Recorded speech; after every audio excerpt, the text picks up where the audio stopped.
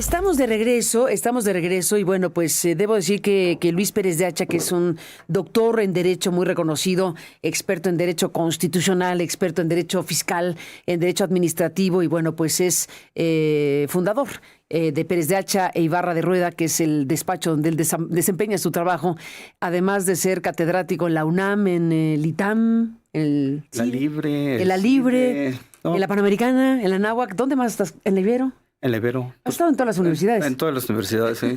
Tengo 45 años en este negocio, entonces ya me ha dado oportunidad de interactuar académicamente, que es una vertiente que a mí me gusta mucho, y aquí estamos también. Y aquí estamos, El periodismo también me gusta. También. Estuviste en una charla con periodistas, ¿cierto? Sí, di una charla hace unas 3, 4 semanas.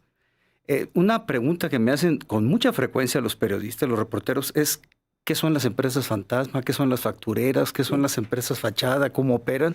Pues te apreciamos. Y mi hija Gisela, que tú la conoces muy bien, me dijo, oye, ¿por qué no organizas una charla para periodistas? Gisela Pérez de Hacha, que es una gran periodista, tu hija. Sí. Entonces le dije, ármate una charla para periodistas. Y entonces ahí estaba parte de nuestro equipo. Y se llenó, ¿eh? Y se llenó. Es que claro, porque se aprecia mucho que tu conocimiento, tu expertise, igual que Gisela, le mandamos un abrazo, además de hacer lo que hacen, pues contribuyen a que los periodistas podamos tener elementos de información, de conocimiento, de capacitación sobre asuntos legales, sobre asuntos diversos. Y en tu caso, pues te apreciamos que hayas hecho, bueno, que tengas esta colaboración también, que es relevante, porque a la hora de hacer un reportaje, a la hora de encontrarte con universos de información enormes, con factureras, acabamos de hacer un reportaje sobre el huachicol, por ejemplo, y de eso queremos hablar contigo. Estaba ahí en esa charla nuestra estimada Lilia Saúl, y me contó de la charla y entonces, bueno, por conclusión te invitamos. No, pues porque dijimos, además de lo que está diciendo a los periodistas, vamos a platicar con él si él está de acuerdo en el programa y por eso esta charla al aire, porque tiene que ver precisamente, déjame arrancar con este punto, con el tema de la información que hoy tenemos los periodistas y la sociedad sobre este fenómeno de corrupción gigantesco. Tú que has contribuido con o menos fortuna, ya nos contarás del Sistema Nacional Anticorrupción, del cual has formado parte.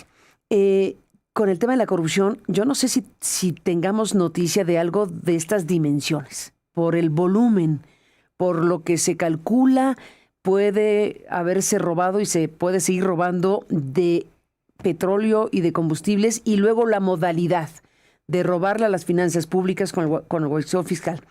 De este punto y de este tema, ¿qué nos dirías, Luis? A ver, yo creo que debemos segmentar el análisis. Hemos estado hablando del huachicol fiscal, que a mí me parece extraordinaria la expresión que introdujo el presidente López Obrador. El huachicol es el adulteramiento de bebidas alcohólicas. Uh-huh.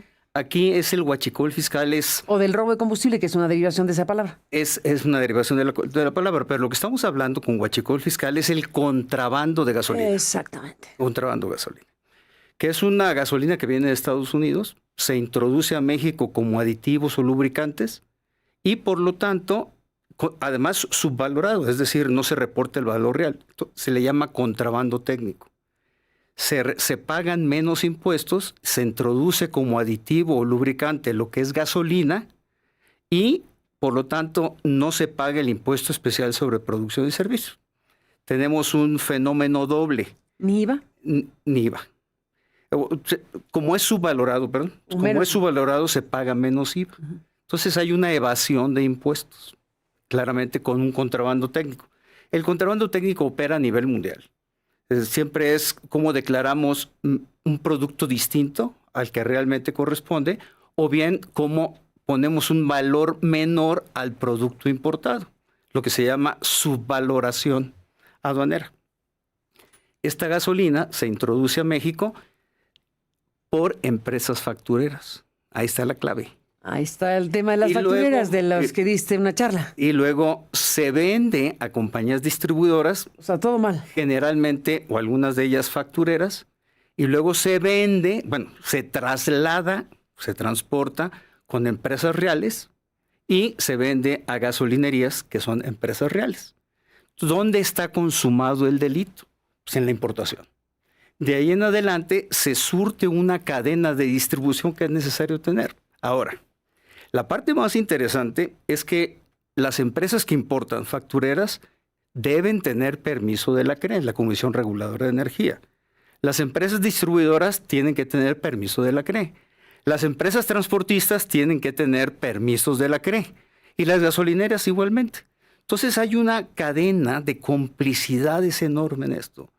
Porque cuando hablamos de huachicol fiscal, nos imaginamos que estamos rompiendo un ducto acá en la colonia y están sacando unos cuantos litros. Eso es inviable. Estamos hablando de millones de litros los que se están importando.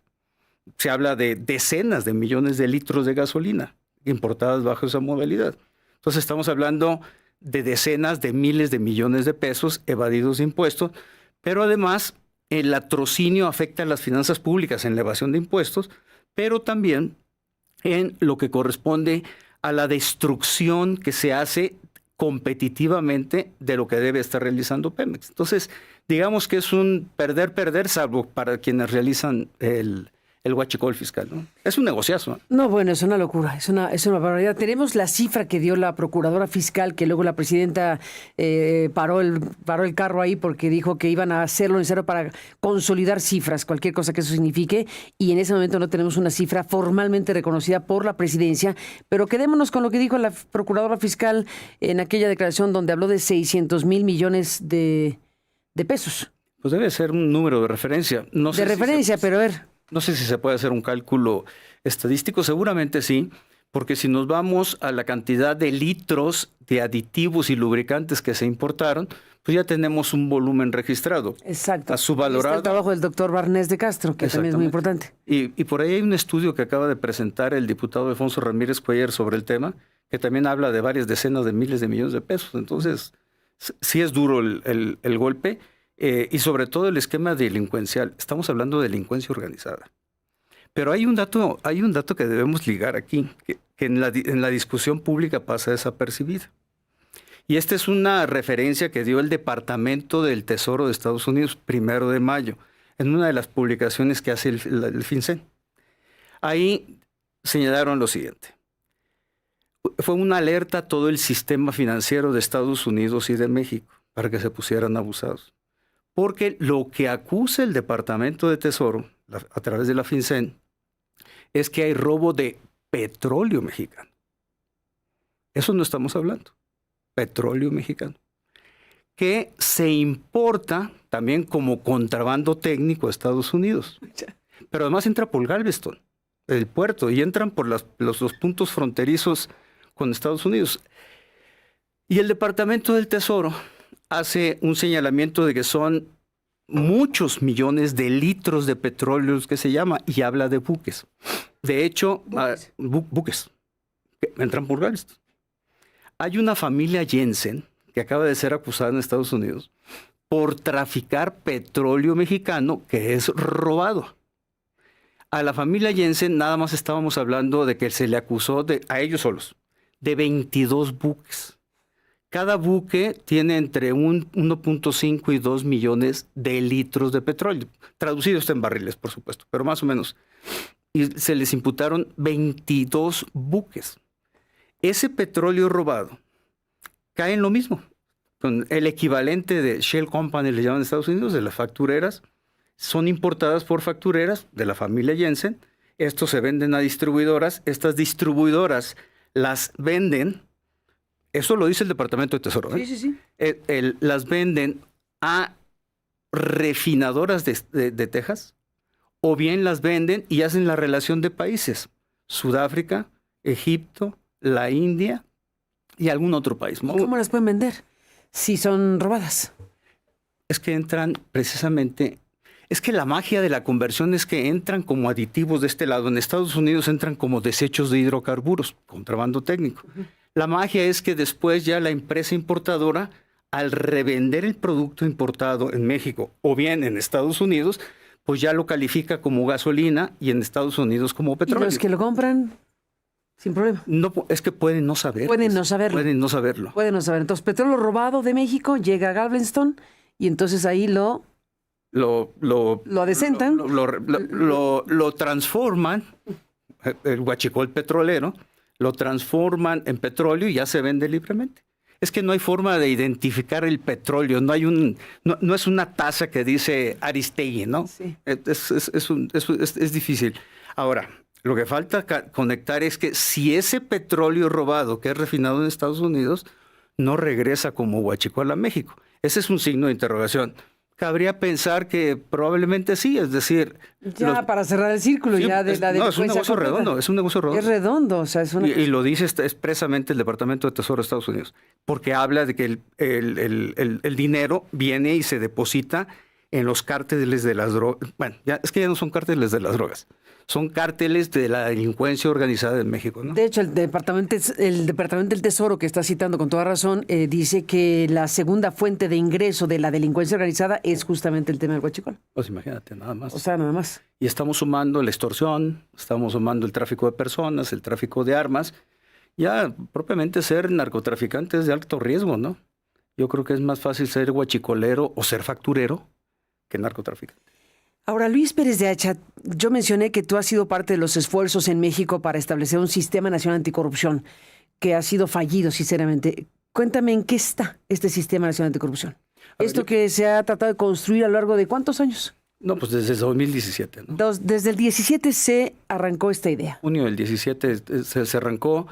Nosotros entramos en el primer comité de participación ciudadana en febrero del 2019. Yo salí en febrero de 2017, yo salí en febrero de 2019. La reforma fue de 2015, cuando se creó precisamente al mismo tiempo la Fiscalía General de la República, de manera autónoma. Una jugada maestra que hizo Raúl Cervantes, ¿no? Manejó las dos vertientes, creó su transitorio y dio a cambio pues, el Sistema Nacional Anticorrupción. El sistema está construido en diversas facetas. Siempre pensamos en el sistema... No se permitió que llegara como fiscal, por cierto. Le llamaban el fiscal carnal. El fiscal carnal. Se hizo una discusión sobre ese tema. Nada más, y si quieres después tocamos el tema de la fiscalía. Él, si hubiera quedado como fiscal, todavía sería fiscal. Tenemos que hablar de la fiscalía quitándole la sacralización que le dimos como organismo constitucional autónomo. Y además 9 años. Él todavía fuese fiscal general de la República. Hubiera sido con Peña Nieto, Andrés Manuel López Obrador y Claudia Sheinbaum. Yo creo que debemos de dimensionar, pero eso lo tocamos después. Sistema Nacional Anticorrupción. Lo positivo, se generó una participación ciudadana institucional para canalizar todas las voces de sociedad civil a través de los comités de participación ciudadana que tenían una injerencia, una séptima parte a nivel nacional en el comité coordinador, donde está la Fiscalía Anticorrupción, Auditora Superior de la Federación, Presidenta del Tribunal. Eso es una parte. La otra parte fue las reformas legales. Tenemos una Ley General de Responsabilidades Administrativas, se reformó el Código Nacional, el Código Penal Federal para introducir unos tipos penales, se modificó, se creó una Fiscalía Anticorrupción especializada, autónoma, se le dio ese contexto. ¿Por qué ha fallado? Una parte muy importante que nosotros nos tocó padecer y bregamos mucho en contra. ¿Me das un segundo? Sí. Fiscalía Anticorrupción autónoma dentro de la Fiscalía General de la República. Es correcto. Pero autónoma dentro de la Fiscalía. Exactamente.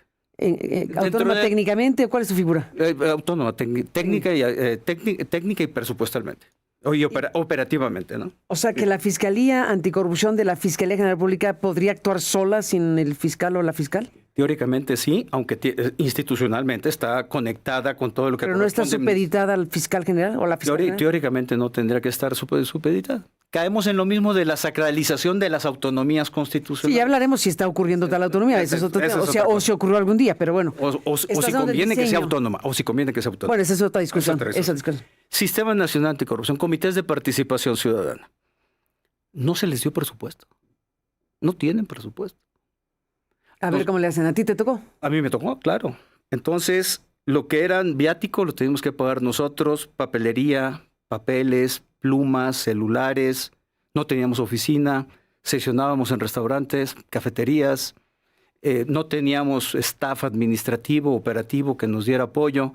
Entonces, ¿cómo puedes pensar en dar una solución primero? Segundo, el saboteo institucional.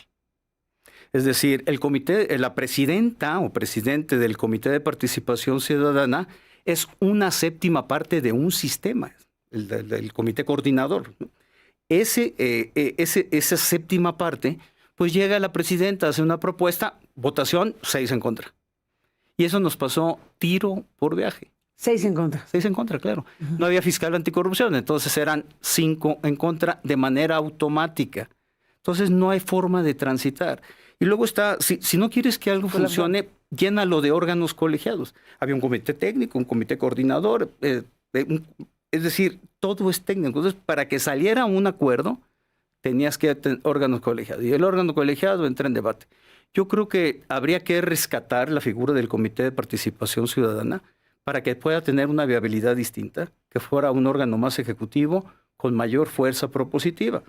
Nosotros, yo siendo abogado y litigante, propuse algunas estrategias litigiosas con el interés legítimo, que de hecho fuimos a dar con Juan Pablo Gómez Fierro. De ahí viene mi amistad con él, siendo él juez de distrito, ¿no? Que aquí lo tuviste hace el magistrado, sí, el magistrado que estuvo por acá. Aquí lo estuviste y con interés legítimo presentamos 3 amparos contra el nombramiento de magistrados anticorrupción, contra la falta de integración del Sistema Nacional Anticorrupción, no estaba integrado, y contra la Ley General de Responsabilidades Administrativas. Y ahora me muevo para acá, que es otro de los brazos del Sistema Nacional Anticorrupción.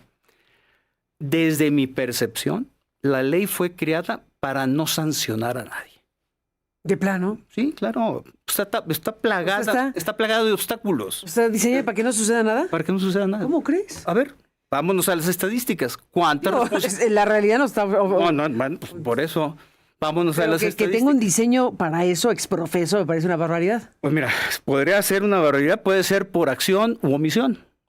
Puede ser porque cándidamente se pensó que así funcionaría el sistema o sería más efectivo, o bien se diseñó así para que no funcionara el sistema. Si nos vamos a las estadísticas, pues no tenemos responsabilidades administrativas así plenamente aplicadas en esa materia. No quisiera entrar en tecnicismos, pero le pusieron más requisitos, más obstáculos para que no fluya esto y mandaron la pelotita al Tribunal Federal de Justicia Administrativa, que es decirle, oigan, pues ¿a dónde echamos aquí los juicios? No, pues aviéntanos para allá.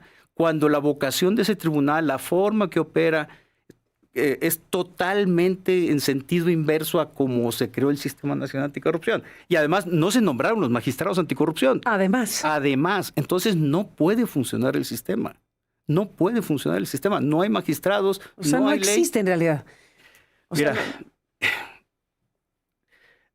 un órgano fue un gatopardismo, vamos a llamarlo así. Vamos a cambiar todo para que todo siga igual, o peor. ¿No? Entonces cambiamos la ley, hacemos un sistema, se lanza en Palacio Nacional, un espectáculo mayúsculo. Cuando el presidente Peña Nieto nos invitó al Comité de Participación Ciudadana a visitarnos en Los Pinos para felicitarnos y agradecernos, pues yo y algunos de mis compañeros declinamos la invitación. Eso generó una bomba, por supuesto. Entonces... ¿Prefirieron no ir? ¿Por qué? Dijeron, a ver, ¿para la foto? Carmen, ¿para la foto? Aquí contigo dimos una batalla. Sí, para la foto, claro. Pues era para la foto, ¿no? Para la foto. Aquí dimos una batalla, el de la Casa Blanca. Sí, totalmente. Después del de la Casa Blanca, iba yo a darle. No, porque tú, hay que decirlo, y me vas a contar qué pasó con la Casa Blanca, porque tú como ciudadano y experto constitucional y especialista en temas fiscales, entre otras cosas, presentaste una denuncia sobre lo que se dio a conocer respecto a la Casa Blanca de Peña Nieto y el mensaje de Angélica Rivera, en donde explicaba que con los contratos de Televisa había podido comprar esa casa. Correcto. Cosa que, bueno, ya quedó ahí con lo que quedó. Pero tú actuaste en consecuencia como ciudadano. ¿Y qué pasó con esa denuncia fiscal? No, pues ya no quería queso sino salirle de ratonera. ¿Qué te pasó? No, hombre, ¿Te fue las como en feria? Las presiones. A ver, cuéntanos, capítulo Casablanca. Capítulo Casablanca. No, vamos a abrir muchos capítulos. Sí. Fíjate que, ese me la aventé yo solito. Yo me acuerdo, la platicamos aquí. Me aventé un derecho de petición, era el jefe del SAT, Aristóteles Núñez. Yo le tengo un gran respeto como servidor público. Le tengo un gran respeto como servidor público. Y me contestó que él no tenía la información. Yo le pedí información pública de las declaraciones de la señora Rivera, entonces esposa del presidente Peña Nieto. Le pedí que me confirmara si esta información estaba en su base de datos. No estaba yo pidiendo información confidencial. La señora dio. ¿Qué pasó? Ella dio a conocer eso. Entonces, sí. ¿Es verdad, SAT? Es verdad, SAT. ¿Qué te dijo Aristóteles? Que no tenía la información para contestarme. De una respuesta esquiva. Entonces yo presenté un juicio de amparo y me llovió durísimo. ¿En qué sentido te llovió? A ver, yo vivía aquí en Las Flores y un día tuvimos una incursión de un nocturna. Teníamos perros, una incursión y se robaron una computadora precisamente de mi hija Gisela, pensando que era la mía. ¿Qué? ¿Una incursión de quién? Pues era como un equipo SWAT, ¿cómo le llamaremos? Un operativo. Un operativo. ¿De quién? Nunca supimos. Del lado había un terreno baldío a un lado. Contratamos nosotros seguridad que nos hiciera una investigación, pues investigadores privados. Del lado había botas marcadas. Fue en temporada de lluvias, botas marcadas. Se subieron por una barda como de 12 metros, brincaron, abrieron puertas, se robaron la cerradura, salieron y pensaron que era mi computadora. Era de Gisela, mi hija. Ese fue así como la gota que derramó el vaso, porque... ¿Pero tenías cámaras, tenías algo en tu casa? Es que estaban las cámaras del lado habitable, no del lado deshabitable del baldío. No quedó registro, no ladraron los perros, yo estaba despierto, porque no crees que entraron a las 3 de la mañana, ¿eh? Entraron como a las 10:30, 11 de la noche un sábado. ¿Pero se dieron cuenta ustedes? No, hasta el día siguiente. Estaban dormidos ya. Yo estaba despierto leyendo, no escuché nada. ¿No escuchaste nada? No escuché nada. No escuché nada. ¿No supiste cuántas personas? ¿No supiste...? No. Y luego... ¿Entraron por dónde? ¿Por una ventana? ¿Por una...? Entraron por el techo, el cuarto de servicio, bajaron una escalera que teníamos ahí de servicio, abrieron la puerta de la cocina, la puerta trasera, entraron, tomaron la computadora, se la llevaron, y dejaron el cable de la computadora, de hecho, conectado. Entonces, digamos que esa fue una de varias, ¿no? ¿Tú presumes que eso fue porque presentaste este amparo respecto al caso Angélica Rivera y el tema de la Casa Blanca? Totalmente. Entonces, eso no tengo la menor duda. ¿No habría ninguna otra sospecha de otra cosa? No. ¿Como quién querría entrar a tu casa para robarse una computadora? Una computadora, o sea, más de manera subrepticia, ¿no? Sí. Entonces, digamos que esa fue la gota que derramó el vaso. ¿Presentaste denuncia? No presenté denuncia. No. Mira, familiarmente eso ya me había generado un desgaste tremendo, espectacular. ¿Tú dijiste que ya no querías queso entonces? Sí, ya no quería queso, sino salir de ratonera. No me podía, no podía salir, ya había idea del asunto, ya estaba la demanda presentada. El juez había admitido, yo había ofrecido pruebas periciales, contables, documentales en el juicio de amparo y ya opté por dejar que el juicio se fuera solo, ¿no? Y ya, pues el destino del juicio fue, ya un juicio descuidado se pierde completamente, ¿no? Y se perdió. Y se perdió. Porque lo abandonaste. Porque lo abandoné. ¿Lo abandonaste porque tuviste miedo? Fue por consideración familiar. O sea, es decir, estas batallas las da uno solo. He dado varias. También me aventé voto nulo, voto blanco, candidaturas independientes. Suspendí la Plaza de Toros también. Entonces me he divertido en lo personal. Pero ya cuando está en juego la seguridad familiar, hijos, esposa, sí se me volvió más complicado. No fue una decisión fácil dejarla morir, pero además el desgaste ya había sido terrible, ¿no? Hubo pocos foros en que me apoyaron, tú fuiste uno de ellos, pero todos los demás foros era de cuestionamiento, crítica. Pero bueno, todo esto va porque no quise ir a los Pinos con el presidente. Después de haber hecho eso, ¿cómo vas a presentarte a la foto con Peña Nieto cuando tú abriste esta denuncia contra el asunto de la Casa Blanca? Por asuntos fiscales incluso, porque tú dijiste, a ver, aquí ella ya dijo lo que dijo, sobre eso te fuiste, sobre lo fiscal. Sí, está en porque la base de datos. la Casa Blanca tener muchas variantes de procesos judiciales que nunca ocurrieron. Sí, sobre todo que ella declaraba ingresos. Mira, cuando yo vi la declaración publicada, a esto me dedico. Eres especialista. La vi y dije, esto no huele bien. O sea, algo está raro aquí, ¿no? Si tú me preguntas por qué, pues por intuición, así, si me dices racionalmente, pues no había una razón así específica. No tengo los elementos contables. Por eso fui ante el SAT. ¿Qué me dijo Aristóteles Núñez? No, nosotros no tenemos la información, por lo tanto no te puedo responder. Y además me mandó contestar con un jefe de departamento, no contestó él. Bueno, era un amparo fácil, relativamente. En cualquier momento se puede reactivar, ¿eh? Digo, pero ya está pasado de moda. Pero están reactivando casos icónicos. Están reviviendo a Duarte, están reactivando casos icónicos. A lo mejor da para la Casa Blanca. Pero se me hace que Peña Nieto ni con el pétalo de una declaración, ¿o qué? Bueno, a ver, aquí es... ¿O cómo es aquí? Mira, una de las críticas que recibí, y creo que teniendo un punto de razón, es que me fui contra la señora y no contra Peña Nieto, ¿no? Entonces, que estaba ensañándome yo jurídicamente con la señora cuando ella a su vez, permítame hacer la expresión, así me lo decían, era víctima de las circunstancias. Pues sí, la lanzaron a los leones. Totalmente. Totalmente, porque además leones. al presidente Peña Nieto, si mal no recuerdo, lo tomó a contrapié. Él iba a un viaje a China o a Japón, ¿no? A China. Entonces, pues un domingo sale la señora haciendo declaraciones. Se tropezó realmente con sus declaraciones. ¿Para qué volvemos hacia atrás, no? Entonces, volver sobre la Casa Blanca en este esquema legal sería volver contra ella. Y además ya divorciadas, o sea, ya como que perdió sentido este caso. Habría que buscarle por otro lado. Y por eso mi interés en participar en el proceso de la Fiscalía General de la República. Hay que buscar otra cancha. Te vimos entre la lista de las personas que se inscribieron cuando se lanzó la convocatoria, una vez que el doctor Gertz, pues estrictamente no renunció, sino que avisó que se retiraba, que no es lo mismo. Una renuncia simpática, vamos a llamarle. No, a ver, vamos a entrar en materia, porque es parte de lo que estamos aquí hablando. El doctor Gertz Manero le avisa al Congreso que aceptó una invitación de embajada a un país amigo, que no se sabe cuál, y que le pide a la presidenta del Congreso, del Senado, que le avise al Congreso, al Pleno, que le autorice tal cosa cuando se gestione, en pocas palabras, pero ni siquiera usa la palabra renuncia. La salida de Gertz Manero de la forma en que se da, pues es todo un tema. Y la llegada de Ernestina de la forma en que se da es otro tema. Y la decisión tuya de participar es otro tema. ¿Por qué participas de algo así? A ver, yo participé en el proceso del 2018 y 2019, también quedé en la lista de 10 y participé en este. Yo lo veía como, no fue una decisión fácil, en este caso. Porque algunos dirán, es que validaste un proceso que es muy cuestionable. A ver, me dijeron que era un palero. Así, con esas palabras. ¿Para qué utilizamos otros? ¿Para qué le damos vueltas? Sí, era un esquema simulado. Ese es un punto que me hacía miedo dudar. Mira.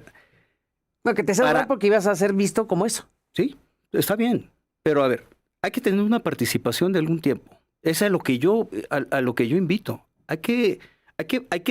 No podemos quedarnos en tener una participación institucional, política, de chat de grupos, ¿no?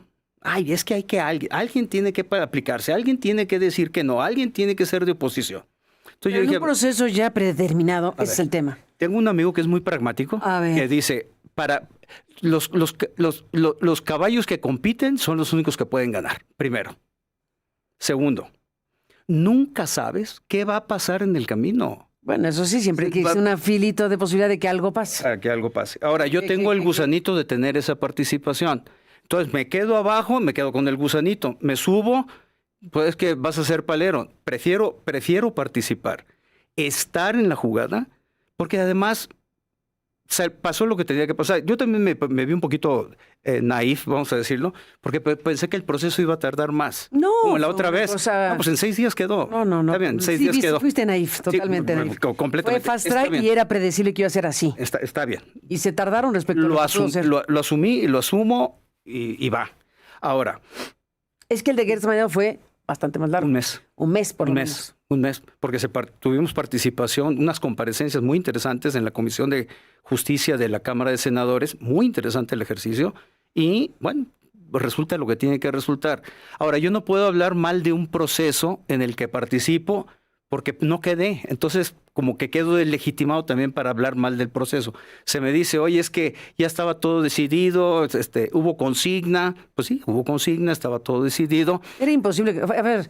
Tenía que pasar algo inusitado, es decir, el jinete tenía que caerse del caballo para quedar descalificado. ¿Tú creíste que podía haber ocurrido y que ahí pudiste, en un caso extremo, llegar a ser fiscal de la República? Como me dijo una amiga ayer, tú compraste un boleto de la lotería, tienes un 0.00001 posibilidades. Bueno, digamos que eso fue. Sí, eso fue.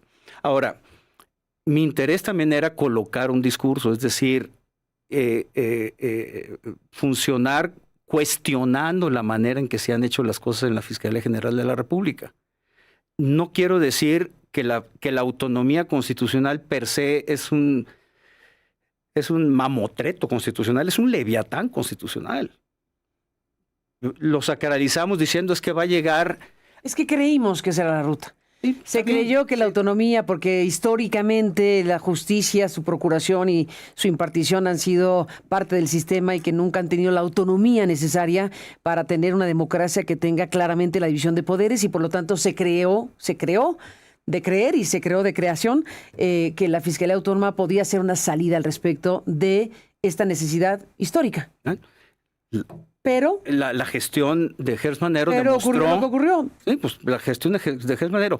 ¿Quién puede estar 9 años sin contrapesos? Una figura archipoderosa, la del fiscal general. Tiene más poder que un presidente de la República. Podría tenerlo si hubiera ejercido su autonomía plena. Si hubiera ejercido su autonomía. Pero no ocurrió tal cosa. No ocurrió tal cosa, pero sí ocurrió para consignas personales. Bueno, esa es la crítica principal. Es la crítica principal. O bien dejarle caer el sistema a personas en lo individual, como María Amparo Casar. Bueno, sí, ese es un tema que ahora es otro tema, se echaron para atrás un poco, ¿no? Con María Amparo. Pero déjame retomar hilo. Ya ocurrió lo de Gers Manero. Ya tenemos una fiscalía autónoma que tuvo este periodo de Gers Manero altamente criticable. Ahora tenemos a una fiscal, Ernestina Godoy, que es una persona absolutamente asociada a la actual presidenta de la República, que fue su consejera jurídica, que fue su procuradora o fiscal en la Ciudad de México, que es una persona absolutamente que fue legisladora de Morena, bueno, es senadora, que tiene ahora una suplente. ¿Fue consejera jurídica? A ver, senadora por Morena, con una suplente, pero es senadora de la República por Morena. O sea, tiene una condición partidista y relacionada absolutamente con el poder político y el ejecutivo evidente. Dicho lo anterior, la autonomía constitucional, pues es una entelequia al final de cuentas. Entonces, ¿qué tenemos hoy? Mira, yo creo que se ha malinterpretado el concepto de autonomía constitucional. Porque si lo queremos desvincular de los esquemas de coordinación que tiene que tener con a ver, nadie dice que no se coordine. Con la presidenta. Sí, no, a ver, yo creo que ese es el punto. No se trata de no coordinarse. Sería una estupidez monumental que las instituciones no se... A ver. El problema con Gers Manero es que no se quería coordinar, no se quiso coordinar. Es un problema. Pero el tema, entre coordinar y subordinar hay una diferencia. Sí. Ahora, sí creo, yo sí estoy convencido, y lo he escrito y lo he dicho en entrevistas, una entrevista en El País, lo escribí en Animal Político. Yo estoy en contra de la autonomía constitucional de la Fiscalía General de la República. Estoy de acuerdo en tu opinión, pero la Constitución dice una cosa. Estoy de acuerdo contigo. Pero cambiemos la Constitución si quieres que cambie. No, va a estar en chino. No la cambiemos, dejémoslo así. A ver. Pero el hablar de una identidad política, yo creo que el poder público sí tiene que tener un contrapeso. Y en el caso de la Fiscalía General de la República, es la Presidencia de la República quien tiene ese contrapeso, definitivamente. Ahora, mi opinión... ¿Pero por qué el contrapeso? Precisamente tener un control sobre los procesos y sobre la coordinación que tiene. ¿Tú estás de acuerdo que regresemos a que sea un procurador general o procuradora? Totalmente, 100%. Que sea nombrado por el presidente o presidenta y que sea un ente propio del Ejecutivo. Estoy totalmente de acuerdo. ¿Estás de acuerdo? ¿Qué es lo que teníamos? Es lo que se cambió, pero ni una ni otra, ¿o qué? Ni una ni otra. No tenemos nada. Realmente tenemos un experimento que fallido y creo yo que tendríamos que meter reversa en esa. Por lo tanto, la elección de Ernestina Godoy, a mí me parece que vamos dándole tiempo a ver qué sucede. Creo que es beneficio de la duda. Beneficio de la duda. Decía el doctor Buscaglia el otro día. Sí, vamos a darle beneficio de la duda. Yo tengo un respeto muy grande hacia doña Ernestina. Creo que es una mujer funcionaria pública prudente. Y ya lo ha demostrado en estos pocos días que tiene. Falta ver qué tanto avanza en este tema. Ahora, tiene grandes retos. No es un tema menor. A ver, cuando hablamos de autonomía constitucional, es propiamente para que ejerza a plenitud el control de la institución, sin consignas, ni mandatos, ni... políticos, claro. Sí, ese es uno. Para que no se caigan esquemas de impunidad y protección. Para que no se hagan vendetas políticas a través de esa institución, o bien para que se persiga efectivamente los delitos con una política criminal adecuada. A ver, tenemos un problema en instituciones. Estamos pensando en la autonomía constitucional, lo cual es correcto. Estoy de acuerdo contigo. Es lo que hay constitucionalmente. Hay que darle beneficio de la duda. Pero tenemos ministerios públicos que están contratados por contratos temporales de 6 meses, con sueldos magros, completamente castigados. Y estamos pensando, la Policía Ministerial tiene otro problema, los servicios periciales tienen otro problema en la Fiscalía General de la República. Es decir, redireccionemos la dirección, el discurso a donde es necesario y de lado también tomemos la Fiscalía, la autonomía. Pero no carguemos toda la discusión de la autonomía y descuidemos la institución. Se construyeron un elefante blanco acá en Santa Fe, en la Fiscalía General de la República, 8,000, 10,000 millones de pesos, no sé cuánto costó. ¿Era necesario? Probablemente sí, probablemente no. No caigo en esa discusión. En la carretera, ¿no? En la carretera. Sí, allá en Constituyentes. Un poco accesible, sí. Sí. Un gran edificio. Probablemente haya sido indispensable, pero es más indispensable fortalecer las capacidades institucionales, los recursos humanos, materiales, institucionales, en lugar de voltear a ver un elefante blanco que se construyó de esa manera, a modo del fiscal general que estaba entonces. ¿A modo? ¿Por qué? ¿Porque estaba cerca de su casa o qué? No. ¿Por qué a modo? Porque quería él un edificio a su modo. Pues, sí, ¿no? porque tenía uno rentado. Pues sí. ¿No te acuerdas ese que al final... Insurgentes, en Glorieta Insurgentes, que pagaban un dineral. Era un dineral, era un contrato que no quería el fiscal, era un contrato al que se habían obligado por años, ¿no? Y era un edificio, pues, inteligente, ¿no? Digámoslo así, llamado inteligente. Y ese, pues, ya lo desocuparon y se hizo este otro edificio. Ahora, de 8,000 millones. 8,000, 10,000 millones, no recuerdo cuánto. Pero además hay que recordar el sismo del 19 de septiembre del 17, varios edificios de la Fiscalía General Anticorrupción, de la Fiscalía General de la República terminaron dañados por sobrecarga de los expedientes que se tenía ahí. Es decir, se excedía. Por los expedientes. Se excedía la capacidad de peso de los edificios. Fue una de las explicación técnica que entonces se dio. Pues sí, lo que pesan, claro. Lo que pesa. Entonces, digamos que hay otros retos institucionales y estamos volteando a ver la autonomía. Califiquemos la autonomía constitucional o la subordinación constitucional, llamémoslo así, a la presidencia, en casos particulares, no en la función institucional. Si hay una consigna, oigan, hay que tronar a María Amparo Casar, como fue el caso, bueno, pues le vuelcan todo el aparato, o el caso de la cuñada del fiscal Germanero, sí, también le dejaron caer el aparato. Hubo un cartón muy simpático en estos días en donde apareció un barcote de huachicol y otras cosas de narco y estaba una figurita chiquita, María Amparo Casar, y llega Ernestina Godoy, ríndete María Amparo, ¿no? Entonces caemos en la discusión, fíjate cómo está la discusión. Huachicol fiscal, crucifiquen a María Amparo. No estamos volteando el delito como tal. Hay pocos foros en que se está insistiendo cuáles son los aspectos técnicos. No es fácil perseguir las factureras. No es fácil. Tiene que haber una decisión de Estado. ¿Por qué? Porque los intereses que están involucrados, políticos, intereses fácticos, poderes reales, más las cantidades monumentales de dinero, compran muchas voluntades. ¿Cómo? De diferentes colores y sabores. ¿Cómo vas a combatir eso si no es una decisión de Estado? Se dio una reforma fiscal. La presidenta Claudia Sheinbaum prometió que ahora sí se va a combatir las factureras. Es una reforma fiscal que dirigida a las factureras. Las factureras hacen las cosas maravillosamente bien. Son profesionales, sofisticados, abogados, contadores, financieros, ejecutivos bancarios, notarios. Todos están apoyando. Ellos sí cumplen la ley. Una modalidad de las factureras que hay que estar atento. Ahora les da por pagar impuestos. Claro, porque reducen su exposición al riesgo. El negocio está en el huachicol petrolero y el huachicol fiscal. ¿Qué tal? El contrabando. Ese es el negocio, entonces pagan impuestos. Entonces, si pagan impuestos, pues ya están al corriente. No tienen un problema fiscal.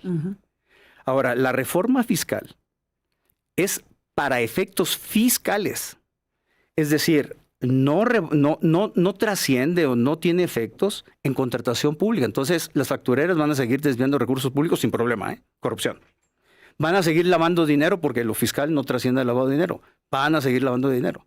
Entonces, es una reforma que para el tamaño del problema, la dimensión sofisticada que tiene, estamos haciendo una reforma dirigida que nos va a pegar a los contribuyentes ordinarios, hombre. Eso es lo que va a pasar, ¿no? ¿Justos por pecadores? Justos por pecadores. ¿Como el amparo? Como el amparo. Como lo que pasó con el amparo. Con el amparo. Y además, pues ya no hay suspensión del amparo fiscal, se modificaron el tema de las garantías. Yo creo que sí vamos a tener años muy complejos los contribuyentes de la cancha fiscal, durísimos. Y además con un poder judicial con resultados impredecibles o bien con sentencias en la Suprema Corte en donde hay manifestaciones claras por parte de su presidente y de una de las ministras de que la Suprema Corte, el Poder Judicial, no está para obsequiar los intereses de los contribuyentes, ¿no? Y estamos viendo resultados. ¿Qué sigue para efectos de un sistema como el que tiene México? Déjame cerrar con esta pregunta abierta para que nos des tu punto de vista final. ¿Qué sigue en un país donde tenemos un conjunto de circunstancias que involucran unos grados de incertidumbre tremendos internos y de Estados Unidos para acá? Hay un conjunto de cosas que están por ocurrir, o el sentido de inminencia, digamos, en el país. Cuando se trata del tema de la corrupción y del combate a la corrupción, después de lo que hemos aquí escuchado en tus comentarios, ¿qué seguiría? ¿Qué tendría que ocurrir para que algún día realmente este país pueda tener un sistema institucional en donde la corrupción se pueda abatir, por lo menos? Acaban de sacar el índice de percepción de corrupción en el mundo y somos de los países más percibidos como corruptos. Cada vez caemos más, ¿no? Cada vez caemos más. Creo que no sé cuántos lugares caímos en el últimos 10 años. En los últimos 10 años. Entonces hemos caído y se nos percibe como corruptos en este país. ¿Qué dirías para cerrar de este tema? Mira, yo creo que nos tiene que caer el 20, y hablo a nivel ciudadano y también a nivel gobierno. Nos tiene que caer el 20 de que la corrupción provoca daños tremendos. Lo vivimos en el sector salud. Y luego fíjate que yo, estando en el Sistema Nacional de Corrupción, yo creo que hay unas 100 pláticas en todo el país. O sea, me dediqué bien a eso y de manera muy exitosa. En un principio le di un enfoque legalista, abogado. Luego le quise dar un enfoque ético, no transitó muy bien. Intenté varias vías. Y la última plática que di fue al Instituto Mexicano del Seguro Social. Imagínate la institución. Fue ahí en Cocoyoc, en Lomas de Cocoyoc, ahí en el balneario que tienen ahí espectacular, un grupo grande. Estaban conectados del país. Y dije, le voy a cambiar el enfoque. Porque ir a hablar ahí de corrupción en una institución tan sensible, pues tenía... Y hablé de un libro, El efecto mariposa, ¿no? De la corrupción. Y fue tan exitosa la presentación que ahora lo digo. Nosotros, si somos partícipes de la corrupción en una cancha, digamos, no pagar impuestos, evadir impuestos, no nos podemos doler o carecemos de legitimación por los coletazos que nos da la corrupción en otros lados. Seguridad pública. No, es que son corruptos y que policías y que ministerios públicos. Pero tú no pagas impuestos, pero me dices. No pagas impuestos. O bien no pagamos impuestos y nos dolemos de que los servicios de salud pública en el país son deficientes y que hay corrupción. Entonces, lo que yo les dije ahí en el Instituto Mexicano del Seguro Social, oigan, es que si ustedes, un esquema de corrupción es no prestar los servicios a que están obligados de manera adecuada a los derechohabientes, pues no nos dolamos de lo que está pasando en términos de impartición de justicia, procuración de justicia, un juez. Es decir, el efecto multiplicador que esto tiene. Yo creo que sí tenemos que hacer un trabajo de concienciación para efecto de anular el efecto. Ahora, a nivel gobierno, las finanzas públicas ya no aguantan más corrupción. El año que entra vamos a pedir 2 billones de pesos para pagar 1.6 billones de pesos de intereses. Entonces metemos la caja, la tarjeta a un banquero. Endeudarte para pagar intereses. Ahora, ¿cómo vamos a parar eso? No sé. Las factureras son un problema. Las factureras roban recursos públicos, corrupción gubernamental, y las factureras roban a través de la evasión fiscal. Totalmente. Estamos destruyendo el sistema. Entonces esto está fagocitado. Yo creo que tenemos que voltear a ver que, como dije, tiene que ser una decisión de Estado combatir la corrupción. Y primordialmente lo que se realiza con las factureras. Ahora es una cancha que le corresponde a la Fiscalía General de la República, precisamente. Ni más ni menos a la Fiscalía General de la República, que ahora encabeza Ernestina Godoy. Y bueno, pues con esto nos vamos. Doctor Luis Pérez de Hacha, gracias por tu visita, gracias por estar aquí y seguiremos en contacto. No, agradezco la oportunidad de estar aquí con tu audiencia. Igualmente, gracias y felices fiestas. Igualmente. Gracias por estar aquí, Luis. Seguimos adelante con más asuntos esta mañana.